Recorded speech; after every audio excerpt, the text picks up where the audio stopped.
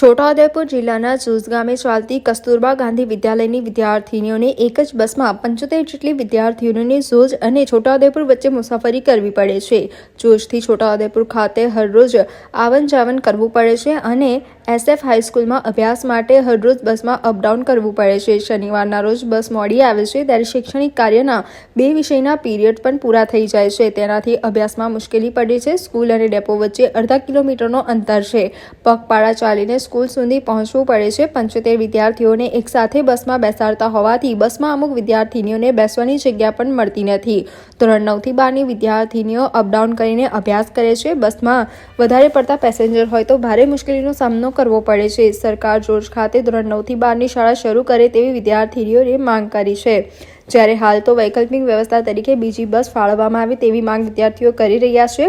આદિવાસી વિસ્તારમાં અનેક સુવિધાઓની ઉણપ છે ત્યારે સરકાર ST બસની સુવિધા પણ વિદ્યાર્થીઓને પૂરી પાડી શકતી નથી તેવો આ વરમો નમૂનો છે।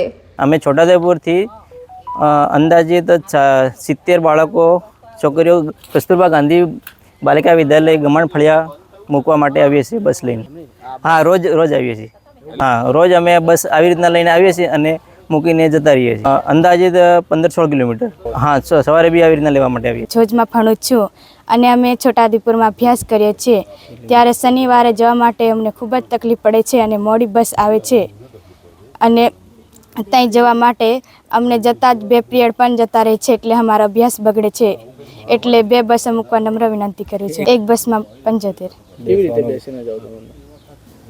ભીડ હોય વધારે।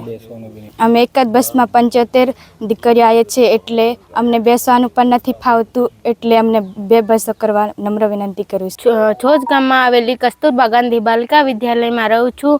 હું SF હાઈસ્કૂલમાં ભણવા જાઉં છું અને અમારે ખૂબ જ તકલીફ પડે છે। અમે સૌ 9 વાગ્યે બસ આવે છે ગમાણ ફળિયા સ્ટેશને અને અમે ત્યાંથી બસમાં બેસીને SF હાઈસ્કૂલમાં ભણવા જઈએ છીએ અને ત્યાંથી અમને આવવા માટે પણ ઘણી મુશ્કેલી પડે છે। અમે 75 વિદ્યાર્થીનીઓ બસમાં આવીએ છીએ અને ખૂબ જ અગવડતા પડે છે।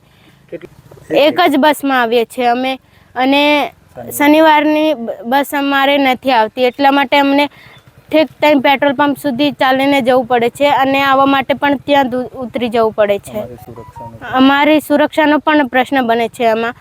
એટલા માટે એક જ પ્રશ્ન છે કે અમારે બસ મૂકવા